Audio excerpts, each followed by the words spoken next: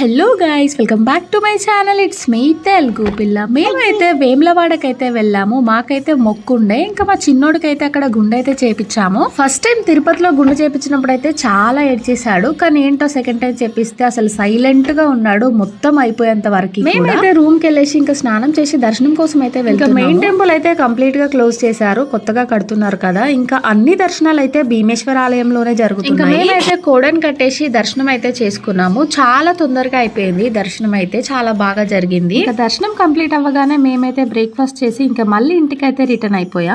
Video last వరకు అస్సలు miss అవ్వకుండా చూడండి. నా ఛానల్ ఎవరైనా ఫస్ట్ టైం చూస్తున్నట్లయితే ప్లీజ్ సబ్స్క్రైబ్ చేసుకోండి.